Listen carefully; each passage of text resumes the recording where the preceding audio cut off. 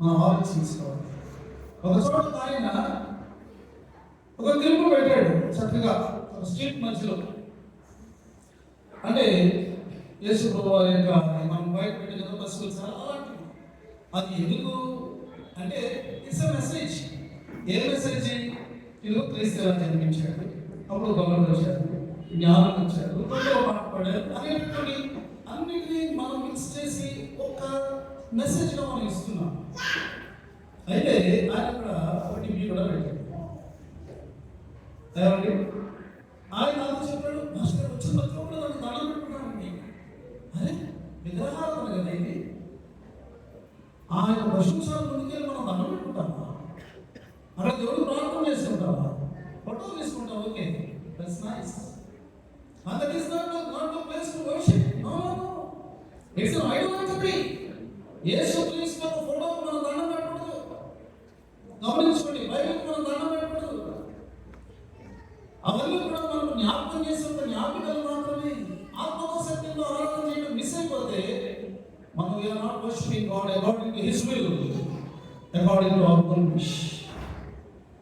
అదే ఇష్టం లేదు.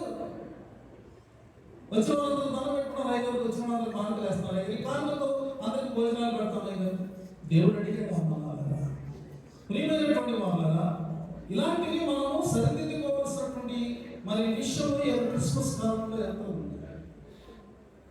ఒక సమయంలో ఏం చూపించిందంటే, ఒక ఆయన అడుగుతున్నాడు, నేను ఒక చోటకి వెళ్ళినప్పుడు ఒక డాక్టర్ గారు క్రిస్మస్ మూడ్లో, మాస్టర్ శాంటా క్లాస్ వచ్చేసాడా, పెట్టేశాడా? అరే క్రిస్మస్ అంటే Santa Claus, it's Jesus Christ కదా. అంటే what the church focused is the Santa Claus. ఈరోజు శాంటా క్లాస్ కూడా ఎలా మారిపోయాడంటే ఒక కామెడీ యాక్టర్ గాను లేకపోతే ఒక ఫన్నీ క్యారెక్టర్ గాను మిగిలిపోయింది. అసలు మీరు శాంటా క్లాస్ యొక్క బ్యాక్గ్రౌండ్ మీరు చూస్తే చాలా గ్రాండ్గా గ్రేట్గా ఉంటుంది. ఈరోజు మనం చూస్తున్నట్టు కాదు. అఫ్కోర్స్ క్రిస్మస్లో మన క్యారల్స్ అదొక మూమెంట్ కోసం మనం పెట్టుకోవడం అది వేరే విషయం, దానికి కాదంటున్నాను. Not focusing all these things to the world. Focus Christ, Christ centred. ఇది మనం పెట్టుకోవాలని మరి క్రిస్మస్ మనం సెలబ్రేట్ చేసుకోక ముందే ఏకంగా థర్డ్ సండే రోజునే నేను చెప్పాలని దేవుని యొక్క ప్రేరేపణ నేను చెప్తున్నానండి. మనం క్రీస్తును ఆరాధించవలసిన రీతిగా, క్రీస్తును లోకానికి చూపించవలసిన రీతిగా మనం చూపిద్దాం. లోకాచారాలు మన ఆచారాలు కాకూడదు. లోక విధానాల్లో మనం వెళ్ళిపోతుంటే ఆడుకోవడమే మన దేవుడు వేరే, మిగిలినంత మామూలే అని వాళ్ళు అనుకుంటూ ఉంటే what is the supremacy of Christianity? క్రైస్తవత్వం యొక్క ఔన్నత్యం ఏంటి? దాని యొక్క యూనిక్నెస్ ఏంటి? దాని ప్రత్యేకత ఏంటి? దాన్ని మనం చూపించడానికి మనం ప్రయత్నం చేద్దాం. దేవుడి కృప మనకు అనుగ్రహించాలి. మన చుట్టూ ఉన్నటువంటి అన్యజనులు వీళ్ళ దేవుడు ఎంత గొప్ప దేవుడు, ఎంత ప్రత్యేకమైన వాడు, ఎంత మహిమగలవాడు అని వారు గ్రహించినట్లు మనం ప్రయాసపడతాం. ఈ ఉదయ కాలంలో వాక్యాన్ని మనం చదువుకొని దేవుని ప్రార్థన చేసుకుని ధ్యానంలోకి పెడదాం. మత్తయి సువార్త 11వ అధ్యాయం 6వ వచనాన్ని మనం చదువుకుందాం. మరియు నా విషయమై అభ్యంతర పడని వాడు ధన్యుడని ఉత్తరమిచ్చాడు. ప్రార్థన చేస్తాం. ప్రేమను కలిగిన మా ప్రియపరలోక తండ్రి, ఈ ఉదయాలను ఆయన మీ వాక్కు ద్వారా తండ్రి ఆయన ఎలాంటి పరిస్థితులలో మీ బిడ్డలు లోపలికి ప్రవేశించారు, బయటకు వెళ్ళినప్పుడు ఆయన ఒక నిరీక్షణతో, ఒక సమాధానంతో, నాయన ఒక సంతోషంతో ప్రభు వారు వెళ్ళాలి. వారు మాత్రమే కాదు, ఇతరులకు ఆ నిరీక్షణను, విశ్వాసాన్ని, ఆనందాన్ని అందించేందుకు నింపుదల కలిగిన వారు వెళ్ళాలి. ఆ రీతిగా దయచేయడం ఉదయకాలం నాటి మాటలు మామూలు ధ్యానం మీ దృష్టికి అంగీకారంలో ఉన్నట్లు సహాయం చేయాలి. యేసుక్రీస్తు దివ్యనామంలో ప్రార్థించి వేడుకొంచున్నాము తండ్రి. ప్రభువునందు ప్రియమైన దేవుని సంఘమా, బాప్తిస్మ యోహాను గురించి మనందరికీ కూడా తెలుసు.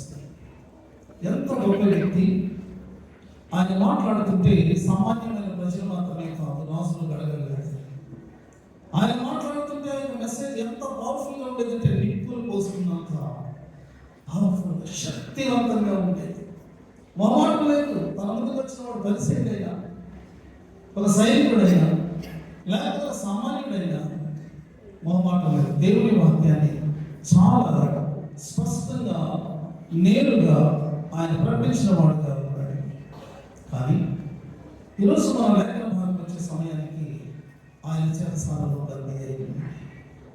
సత్యాన్ని ప్రకటించేటటువంటి వాడి లోకం వేశాడు. సత్యం కోసం ప్రయాసపడేటటువంటి వాడిని లోకం బయట గిట్టేసింది. కాబట్టి హేరోదు తగ్గిపోయారు. ఎప్పుడైతే యోహాను తనను గద్దించాడు, అతడు తన యొక్క రాజ్య అధికారాలను ఉపయోగించుకుని అన్యాయంగా అక్రమంగా అతని చెరసాలలో పెట్టాడు. మృత సముద్రానికి ఆవుల వైపున ఉన్నటువంటి మథేరస్ అనేటటువంటి ఒక కోటలో అది రాజకోట. అందులో అతడు ఒక డంజన్లో అతడు బంధించబడ్డాడు. అదంతా కూడా చీకటి, తీవ్రమైనటువంటి మరి సరైనటువంటి పరిస్థితి లేనటువంటి వాతావరణం లేనటువంటి ట్యాంక్ వెదర్లో అతడు ఉంటూ ఉంటాడు. అతడు చెరసాలలో పడినందుకు అతడు బాధపడలేదేమో, లేకపోతే తనకు మరణం కలుగుదేమో అనేటువంటి భయం అతనికి కలగలేదేమో. ఎందుకంటే అతని క్యారెక్టర్ లాంటిది కాదు, వెరీ స్ట్రాంగ్ పర్సనాలిటీ.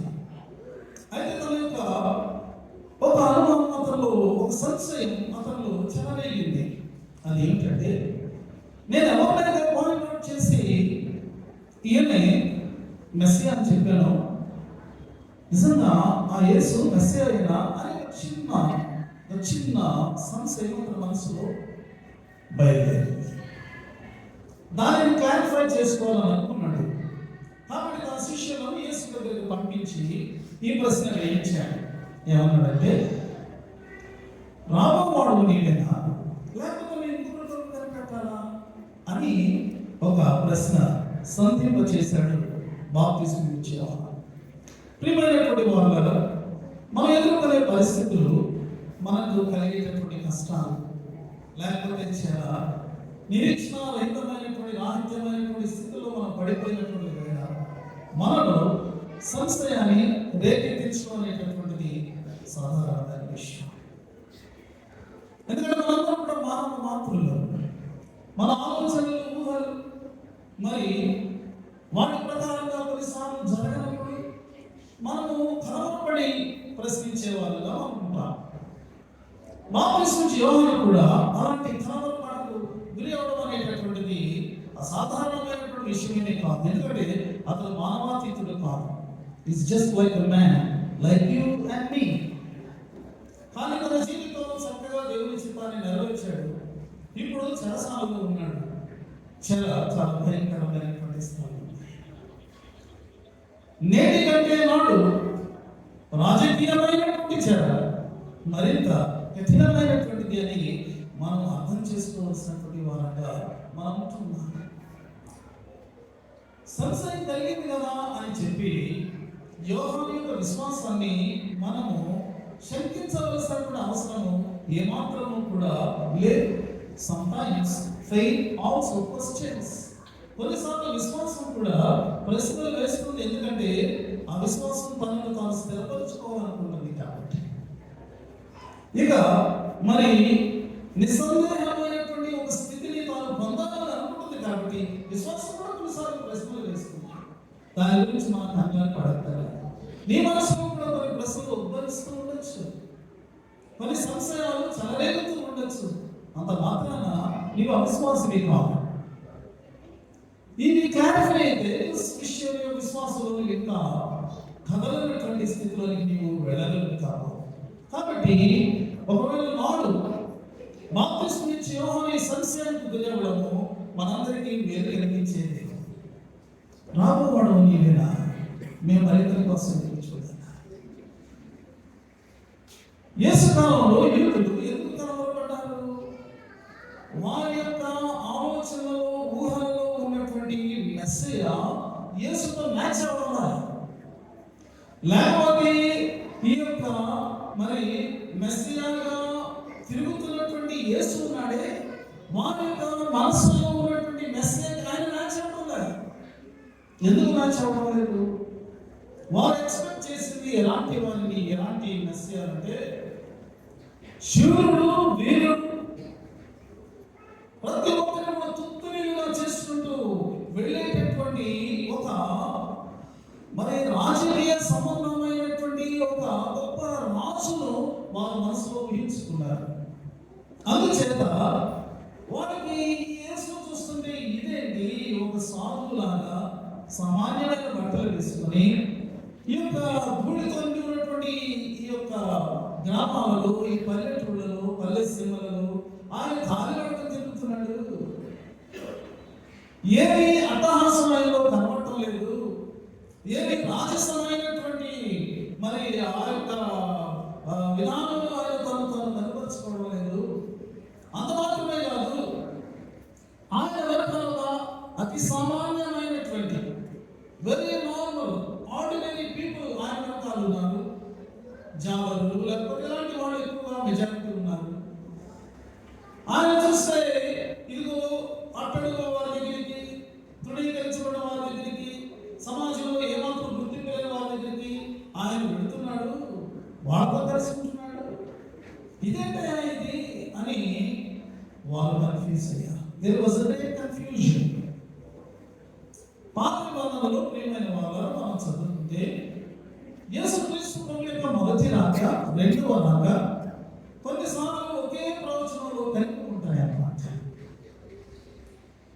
ఇలా కలిసి ఉన్నప్పుడు ఆయన మొదటి పర్యాయం ఏం చేయబోతున్నాడు, రెండవ పర్యాయం ఏం చేయబోతున్నాడు ప్రజలు అర్థం చేసుకోలేక దాని అంతటి కూడా వాళ్ళు మిక్స్ చేసి రెండవ పర్యాయంలో ఆయన వచ్చేటప్పుడు చేసేటటువంటి వాటిని మొదటి పర్యాయంలోనే చేస్తాడనేటటువంటి భ్రమలో పడతారు. That was the confusion. అందుచేత వాళ్ళు కన్ఫ్యూజ్ అయ్యారు. ఉదాహరణకు నేను మీకు వచ్చిన చెప్తాను.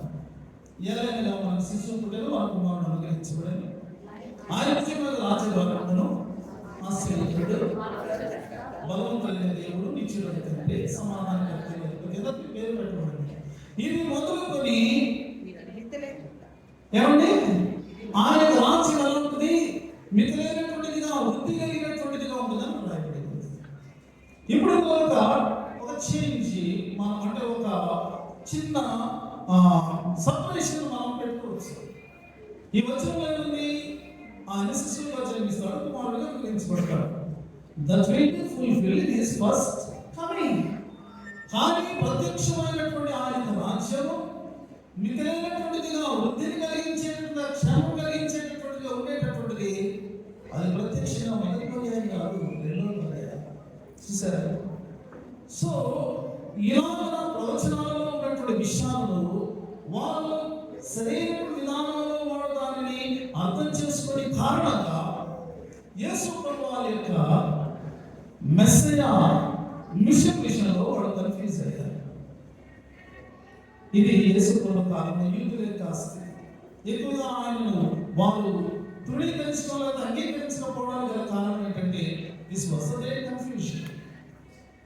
యోహాను విషయంలో మనం చూస్తే యోహానుకు పాత నిబంధన వచనాలు, ప్రవచనాలు ఆయన మామూలుగా ఎగిరినటువంటి వాడుగా ఉన్నాడు. మెస్సయా వచ్చినప్పుడు ఏం చేస్తాడు, ఆయన చేత ఆయన చేతిలో ఉన్నది శుభ్రముగా ఆయన పడవను శుభ్రం చేసి పొట్టును అగ్ని చేత కాల్చేస్తాడు. ఇదిగో ఇప్పుడే గొడ్డలి చెట్ల వలన ఉంచబడి ఉన్నది. ఆయన తీర్పు చాలా ఫైరీగా ఉండనైనది అని చెప్పాడు. వాస్తవమే. ఇలాంటి ఆలోచనలతో ఉన్నటువంటి యోహాను యొక్క జీవితం కూడా చెరలో పడింది. తాను చెరలో ఉన్నాడు, యేసు తన చెర నుంచి విడిపించాలని ఆతృత కన్నా, చెరలో మనల్ని విడిపిస్తాడనే వాగ్దానం ఉంది కదా, మన యేసు మెస్సయా అనేటటువంటి అనుమానం అతని కలగడం సహజం. యేసు ప్రభువు చేసినటువంటి మరి కార్యములను విన్నటువంటి యోహాను ఈ యొక్క సందేశాన్ని పంపించాడు, ఈ ప్రశ్నని పంపించాడు. యేసు ప్రభువు నేరుగా జవాబు చెప్పకుండా ఆయన మెస్సయాయే అని నిరూపించేటటువంటి ఎవిడెన్సెస్ కి ఆ నిరూపణలకు సాక్షులుగా యోహాను శిష్యులనే ఆయన ఏర్పాటు చేసి, మీరు చూశారు కదా, మీరు కన్న వాటిని, మీరు విన్నారు కదా, మీరు విన్నటువంటి వాటిని తీసుకెళ్ళి చెప్పండి. మీ విట్నెసెస్ బిఫోర్ జాన్. ఇదిగో ఆయన సరసాలు బయటకు వచ్చి చూడండి కానీ మీరు చూశారు, విన్నారు కాబట్టి మీరు ఇదిగో యొక్క మెస్సయ నిరూపణలకు సాక్షులుగా యోహాను దగ్గరికి మీరు వెళ్ళండి. ఏమిటా నిరూపణలు? యెషయా 35వ అధ్యాయంలో మనం ప్రవచన అధ్యాయం అంతా మనం తీసి చూడలేదు. కానీ అందులో ఏముంది అంటే, ఇదిగో గుడ్డి వాళ్ళు చూస్తున్నారు, కుంటి వాళ్ళు నడుస్తున్నారు, ఇలాంటివన్నీ ఉన్నాయి. ఇంకా ఇక్కడ మనం చూస్తే కుష్ఠరోగులు శుద్ధులవుతున్నారు, చెట్టు వారు వింటున్నారు, చనిపోయిన వారు లేకపోతున్నారు, వీధులకు స్వార్థ ప్రకటించబడుతుంది. మెస్సేజ్ వచ్చినప్పుడు ఇవన్నీ జరుగుతాయండి. ప్రవచనం మాట్లాడలేదా? miracles that are happening before the eyes of the people.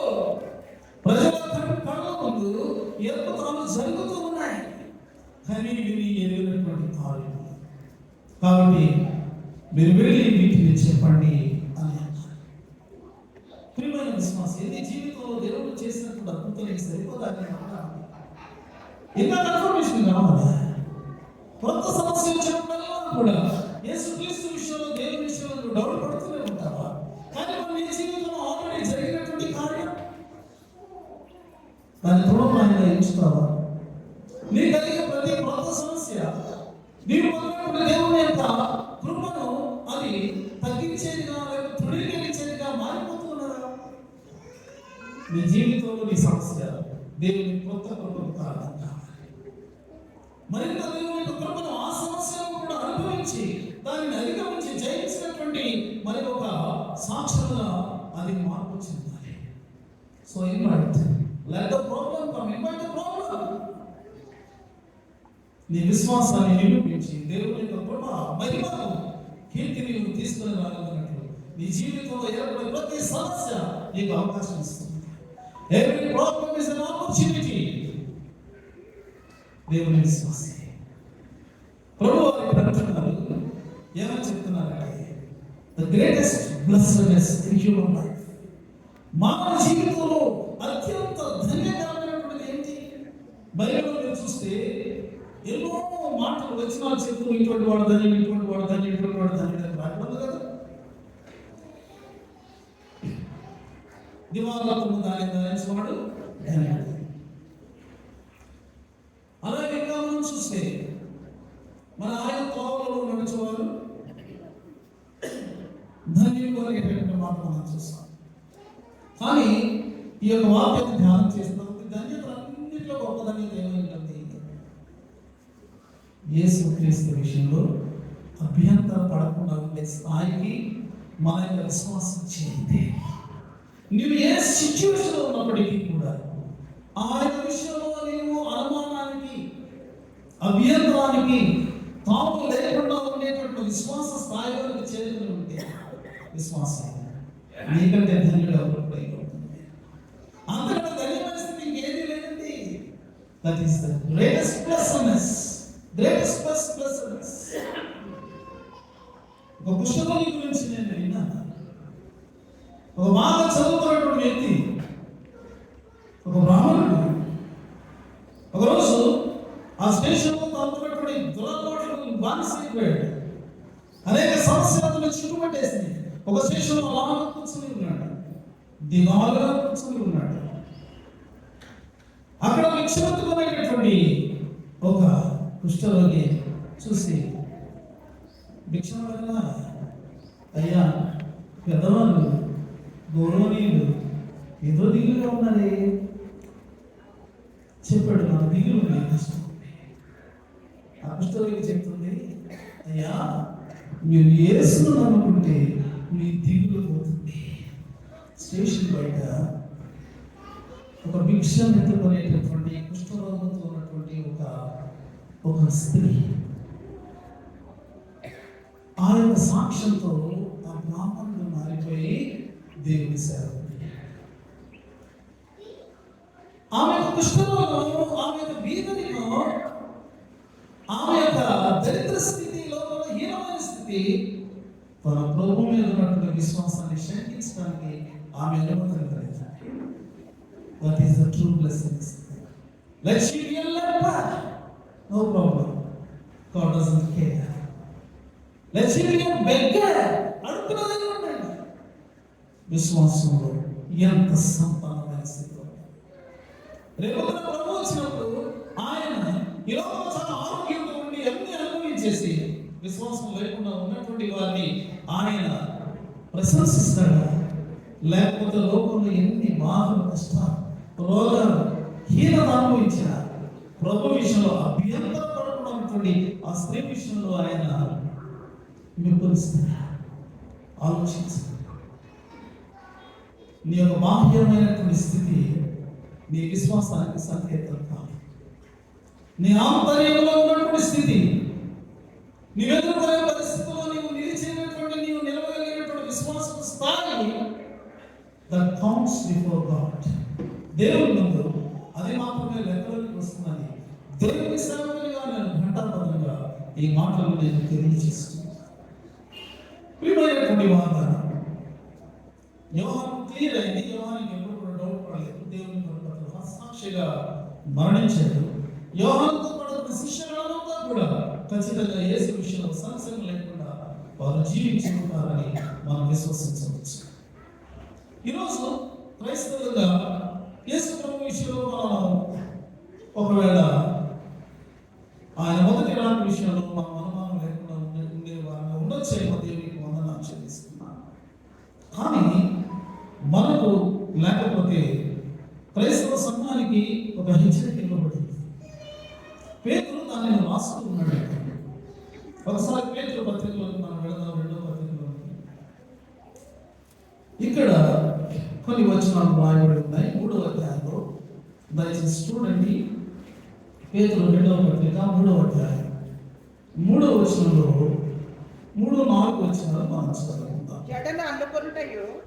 3వ అధ్యాయం 3వ వచనం 2వ పేతురు. అంత్య దినములలో అపహాసకులు అపహసించుచు వచ్చి తమ స్వకీయ దురాశల చొప్పున నడుచుకొనుచు ఆయన రాకడను గూర్చిన వాగ్దానమేమాయను పితరులు నిద్రించినది మొదలుకొని సమస్తమును సృష్టి ఆరంభములో ఉన్నట్టే నిలిచి ఉన్నదే అని చెప్పుదని మొదట మీరు తెలుసుకున్నారు.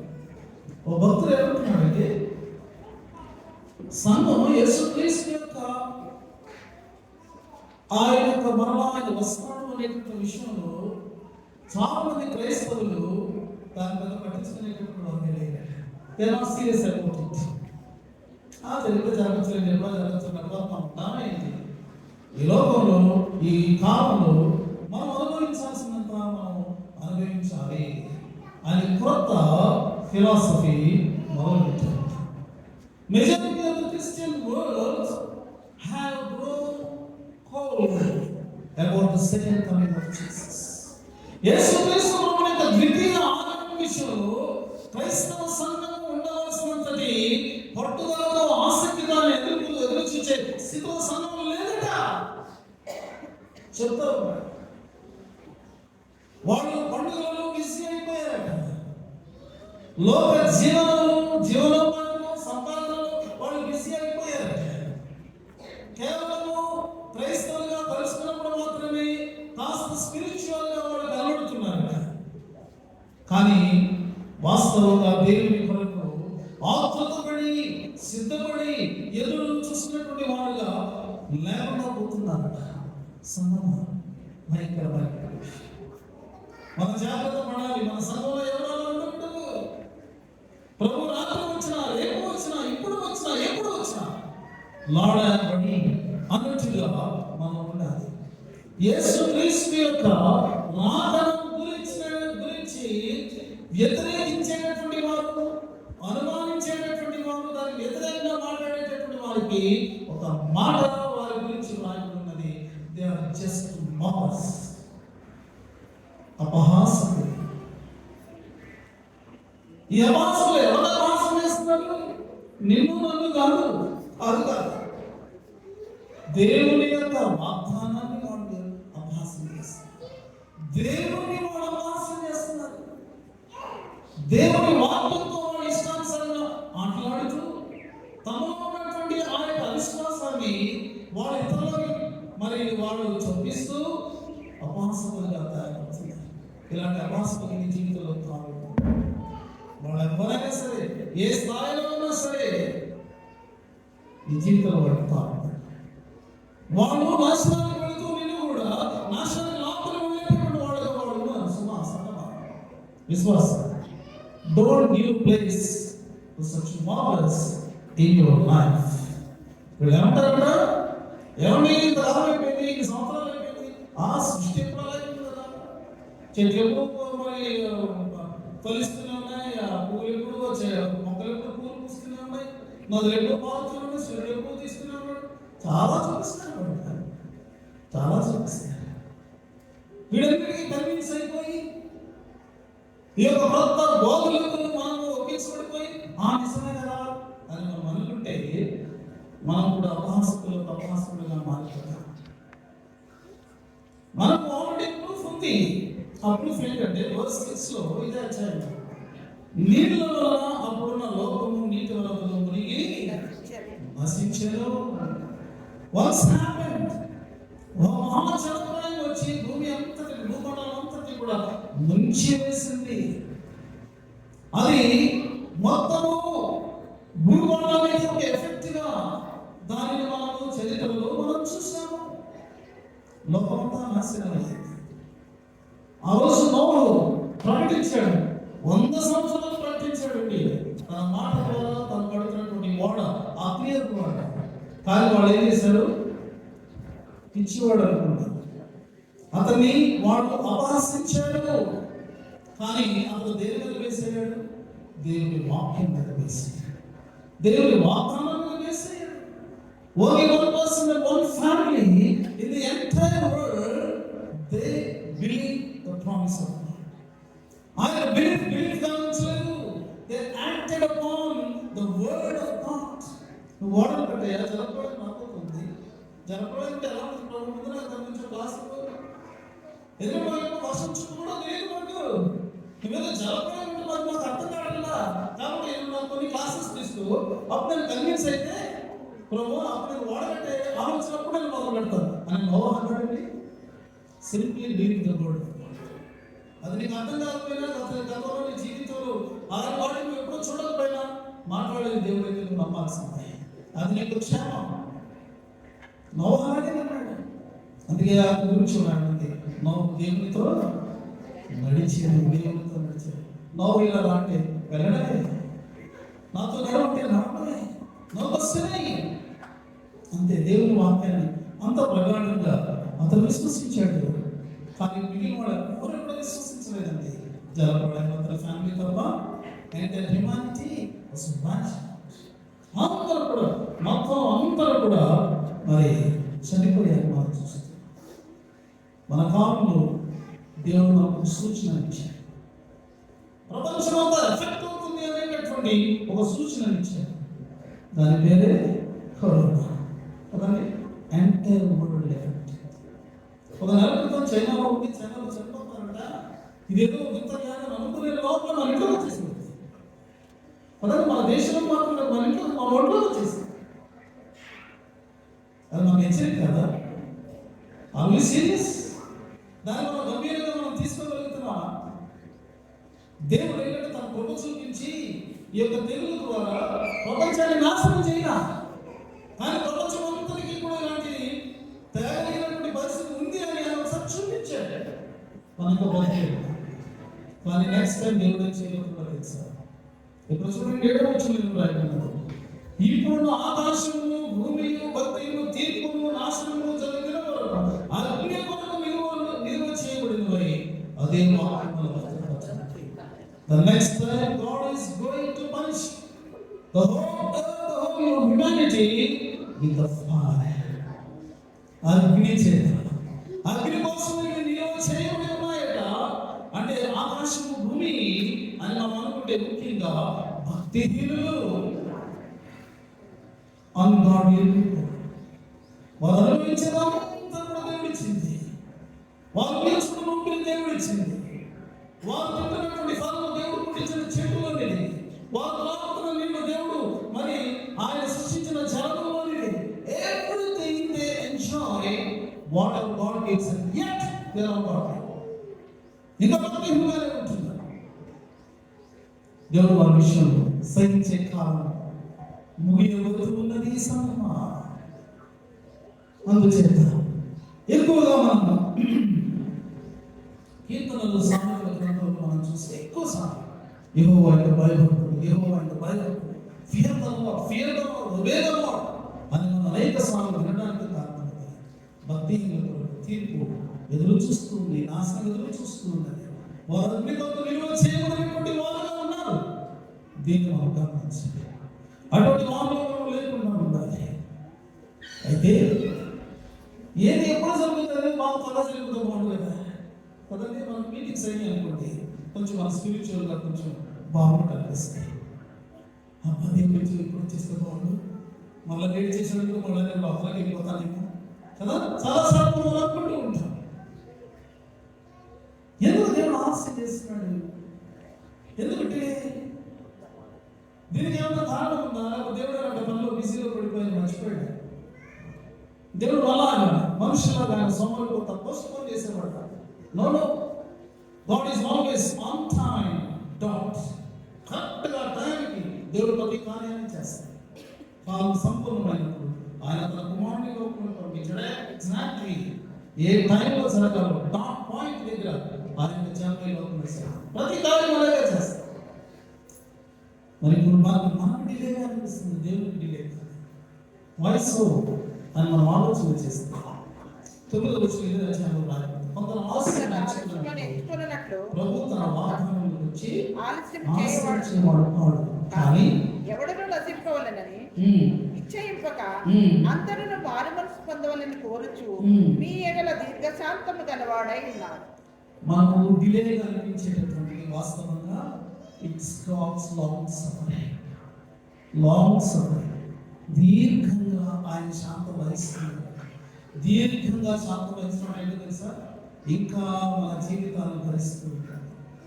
ఇంకా మనం చేసేటటువంటి మన వ్యతిరేకతలను అవిధేయతను ఆయన భరిస్తూ ఛాన్స్ ఇస్తూ ఉన్నాడు అనమాట. This is the opportunity God is giving to the entire world, humanity. అయ్యా అప్పుడే నా ఉగ్రతను నేను ఇంకా పంపించుకోలేదు, ఇదిగో ఇంకా నాకు త్వరలో మీ కొరకు వేచి ఉంది, రండి రండి రండి రండి అని దేవుని దీర్ఘ శాపం మనల్ని పిలుస్తూ ఉన్నది. సంఘమా పిలుస్తూ ఉన్నది. అంతే తప్ప మనం బాగా ఉన్నాం, మన గురించి మనం అనుకున్నాం, ప్రభువు చేస్తే బాగుండాలి, అలా ప్రభువు వాడాలి, ప్రభు వ్యసనం పెంచుకునే కాదు. ఒకవేళ నిజంగా ఆసక్తి స్థితిలో ఉన్నట్టయితే నువ్వేం చేస్తావంటే ప్రభు వచ్చే చేతి పట్టుకున్న నాతో రండి మనం పర్వాలేదు, వాళ్ళు కూడా నువ్వు పిలుస్తావు, నీతో జాయిన్ అయ్యేటట్టు చేస్తావు.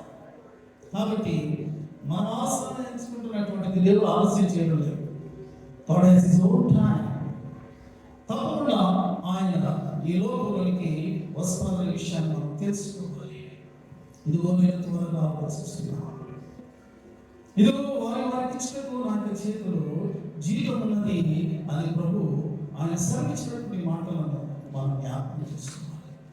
క్రైస్తవ సంఘంగా ప్రియమైన వారులారా, ఈ కాలంలో మనం ఎలా బ్రతకాలి?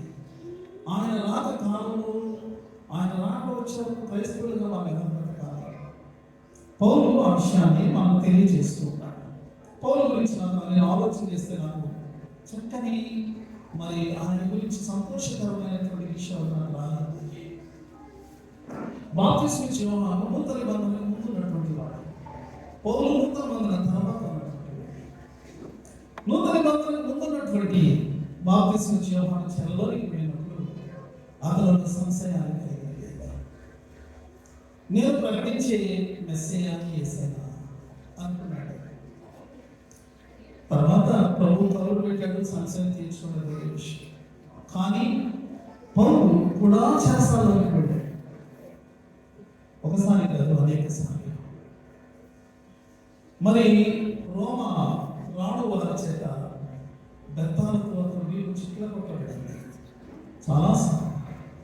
ఫిలిప్పీ చెరసాలలో బొండలలో బిగించబడ్డాడు. సంఖ్యల చేత చేతులు బందీ అయిపోయింది. గమనించండి, he never doubted Jesus Christ. ఆ యేసే క్రీస్తుని ప్రకటించే విషయంలో అతను ఎన్నడూ అతను అసలు సందేహపడలేదు. ఎప్పుడు కూడా అతను దానిని ఘంటాపదంగా చెబుతూనే ఉన్నాడు. నాకు శ్రమల గురించి చర్మలు చూపిస్తాను కదా, దేవుడి నుంచి ఎలా పెట్టేశాడు ఏంటి? నెవర్. ఈ బంధనాలు కూడా, ఈ చెర కూడా సువార్త బలముగా ప్రబలుతలే దేవుడు నాకు ఇచ్చాడు అన్నాడు. తన సంఖ్యలు, తన బొండలు, తన చెర దేవుని యొక్క స్వార్థ వ్యాపకములకు అతను సాధనం చేసుకుని దేవుని మహిమపరచాడండి. రెండవది యేసే, ఈ యేసే, ఆ వచ్చినటువంటి యేసే క్రీస్తు. There is no other body, no other person, only Jesus is the Christ.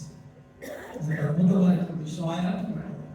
ఈరోజు కొరింథీయులకు రాసిన ఏమంటాడంటే, ఇదిగో గృహ నిర్వాహకులలో ప్రతి వాడు నమ్మకమైన వాడుగా ఉండాలి.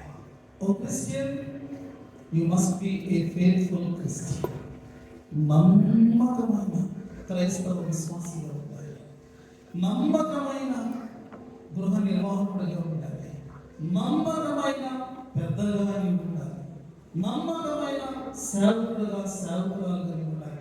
నమ్మకత్వం అంటే దేవుడు పని అప్పగించి ఆయన మర్చిపోవచ్చు. నేను అప్పగించాను కదంటే మళ్ళీ నేను చూడక్కర్లేదు, పని కంప్లీట్ చేసుకుని తన దగ్గరికి ఆయన రిపోర్ట్ తీసుకుని వస్తాడని దేవుడు అనుకోవాలన్నమాట మన విషయం. ఇదిగో ఏంటి నన్ను నమ్ముకున్నాను కదా, ఇక విషయం నేను సందేహించక్కడ, ఎక్కడైనా నా జీవిస్తాడు, అతను ఫలాలు తీసుకుని వస్తాడని దేవుడి విషయంలో ఇక నిస్సందేహంగా ఆయన విషయాలు మర్చిపోయి మీ విషయాలు చూసుకోవచ్చు. అది నమ్మకత్వం అంటే దేవుడు నిన్ను నన్ను అలా నమ్మగలడా? Can God believe you, trust you? ఆ స్థాయిలో మనం వచ్చామా? నమ్మకమైనటువంటి వారుగా ప్రభు వచ్చే వరకు మనం ఉండాలి అని రాయబడింది. రెండవది తెలుసా, అక్కడే మనం చాలా చేస్తాం కదా, అక్కడ పోస్టులు మనం చాలా తీసుకుంటాం. ఆ పోస్టులు ముఖ్యమైనది ఏదో చెప్పమంటారు, జడ్జి పోస్ట్. పౌలు అదే అంటున్నాడు, నాలుగో వచనం, నా యందు నాకు ఏ దోషము కానరాదు, ఆయనను ఇందులో నీతిమంతులుగా ఎంచబడను, నన్ను విమర్శించువాడు ప్రభువే. కాబట్టి సమయంలో ప్రభు వచ్చే వరకు దేని గురించి ఎగ్జాక్ట్గా దీన్ని వ్యతిరేకంగా మనం పనిచేస్తాం కదండి. దేవుడు తన వాక్యంలో సాధించాడు కాబట్టి దాని వ్యతిరేకంగా నేను పనిచేస్తాను అనుకుంటారు. ఎంత తీర్పలేమని మనం కదా, ప్రతి ఒక్కరి గురించి మనం జీవిస్తాం.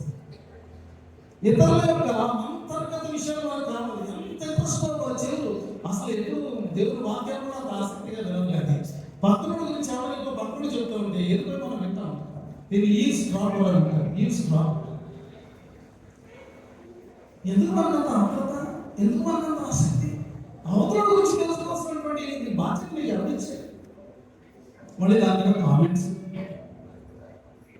ఎవరికి మనం మాట్లాడే ప్రతి ఒక్కరి గురించి వాళ్ళ మోపాలుగా మనం ఎత్తి చూపిస్తున్నాం, వాళ్ళ బలహీనతలను మనం ఎత్తి చూపిస్తున్నాం, వాళ్ళ యొక్క మిస్టేక్స్ మనం మాట్లాడి అలా మాట్లాడటం ద్వారా వారికంటే నేను బెటర్ అని మనం పౌలు కూడా తెలుసా, ఇదిగో నాలో నాకే తప్పు అంటారు, నాలో నాకే తప్పు కదండి. మన గురించి మనం ఏమనుకుంటాం, ప్రపంచంలో అనుకున్న తప్పు అసలు నేనే, I'm the righteous, I'm the holy, I'm the correct అంటే మామూలుగా అన్నాం. జనాలు కూడా అలాగే నేను చాలా తీయండి, చాలా ఎదురుగా మనసులో ఉంటాను. పక్కన గురించి మాట్లాడేటప్పుడు టోటల్ ఎక్స్ప్రెషన్ అదే. కానీ పౌలు అంటున్నాడు తెలుసు, నాలో నాకు ఏ దోషం కనపడదు, నాకు చూసుకుంటే నా మానవ దృష్టికి ఏమీ కనపడదు. కానీ నన్ను విమర్శించాల్సింది ఎవరండి? God must judge. దేవుడు చెప్పాలి, ఈ వ్యక్తిగత జీవితం బాగుంది, ఈ వ్యక్తిగత జీవితం బాగుంది. దేవుడు చెప్తాడా? చెప్తాడండి. దేవుడు విడిచిపెట్టాడు. మోషే గురించి ఏమన్నారు దేవుడు? మా ఇల్లంతలో నతానీయుల గురించి ఏమన్నారు? ఇతనిలో ఏ గొప్పమో లేదు. దేవుడు చెప్తారండి, ఉదాహరణగా చెప్తారు. ఆ మెప్పు మనం దేవుడి నుంచి మనం పొందుకోవాలి. ఆ మెప్పు వరకు మనం ప్రయత్నం చేయాలి. అది రెండవది. మొట్టమొదటి నమ్మకంగా ఉండాలి, రెండవది మెప్పు కోసం మనం ప్రయత్నం చేయాలి, మూడవది మనం మార్పువలసింది ఏంటంటే దయచేసి ఇతరుల గురించి తీర్పు.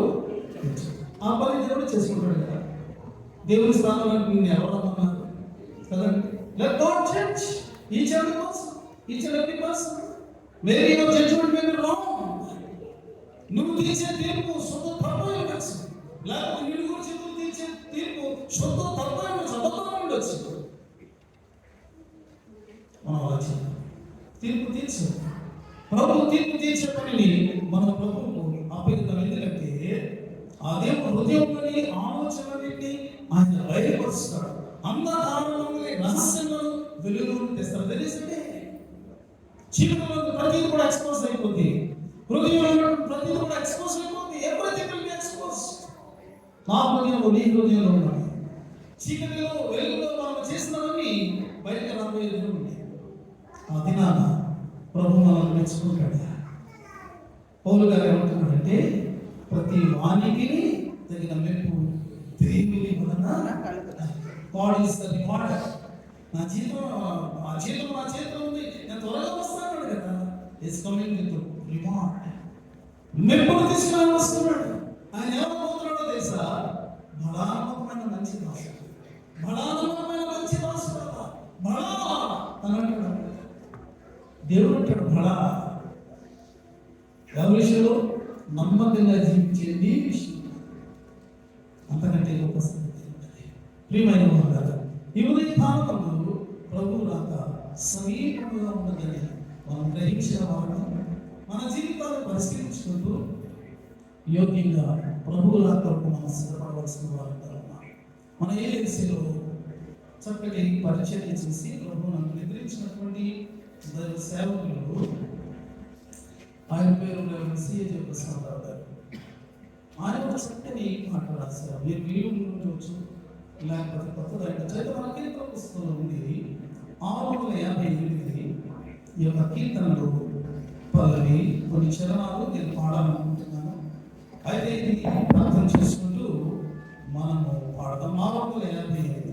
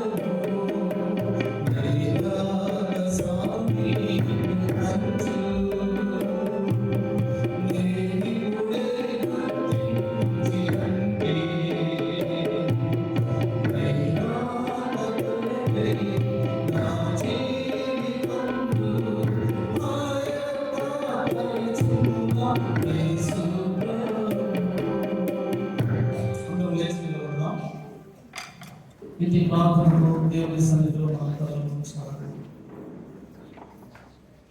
ప్రభువా, మనకు అటువంటి కాలం ఇచ్చారు. నీ యొక్క తొలి రాత్రి మేము ధ్యానిస్తున్నాం. నీ బలి రాక కొరకు మేము ఎదురు చూస్తున్నాం. నీ రాక సమీపంలో ఉన్నదని మేము ఎదుగుతాం. ఆయన ఆ లోకంలో లేనటువంటి, ఆ లోకంలో ఉన్నటువంటి వారికి లేని భాగ్యం మాకు అనుగ్రహించారు. మా దేవుడు ఈసారి వచ్చినప్పుడు ఆయన మమ్మలను తనతో పాటు తన యొక్క మహిమ రాజ్యంలో కొనిపోతాడు. అక్కడ ఏడ్పైనను కన్నీరైనను వేదనైనను మరణమైనను లేదు. ఆయన ప్రతి ఒక్కరి కన్నీటి బాష్పమీరు తుడిచేస్తాడు. నిత్యమైన ఆనందం ఆయన వారి తల మీద ఉంచుతాడు. నిత్య సమాధానం వారి యొక్క హృదయాలలో ఆయన ఉంచుతాడు.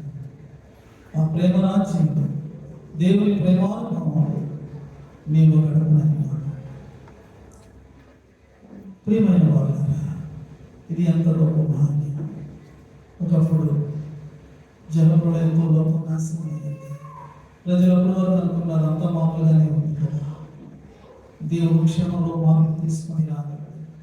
కరోనా ద్వారా మనల్ని హెచ్చరించి లోకమంతటికీ కూడా ఎఫెక్ట్ ఉంటుంది తప్పకుండా అని చెప్పారు. తన వాక్యంలో భక్తిహీనులకు తీర్పు నాశనం కలుగునప్పుడు అది అగ్ని వల్ల కలుగుతుందని రాశారు. ఆయన వాక్యాన్ని మనం నమ్ముదాం. ఆయన వాక్యాన్ని మన హృదయంలో పెట్టుకుందాం. ఆయన వాక్యానికి అనుగుణంగా మనం నడుచుకుందాం. ఉదయకాలం మన హృదయాలు సస్యాలన్నింటినీ మనం వాక్యము శక్తి ద్వారా తొలగించుకుందాం. ఆయన రాకడ కొరకు మనము యోగ్యంగా మనం సిద్ధపడదాం. ఇదిగో నమ్మకమైనటువంటి క్రైస్తవులుగా జీవిద్దాం. తీర్పు తీర్చేటటువంటి ఆ యొక్క పనిని మానివేసి ప్రోత్సహించుకుని బలపరుచుకొని ప్రభు రాకడ కొత్తనతను మరి ఎంకరేజ్ చేసుకునే పనిలో మనం పడదాం. ఆయన ఇచ్చే మెప్పును పొందినట్లు యోగ్యంగా అందించున్నాం. ప్రతి ఒక్కరు కూడా హృదయపూర్వకంగా ప్రభు సన్నిధిలో ప్రార్థన చేసుకోవాలి. దేవుని సేవకునిగా నేను ప్రార్థన చేస్తాను.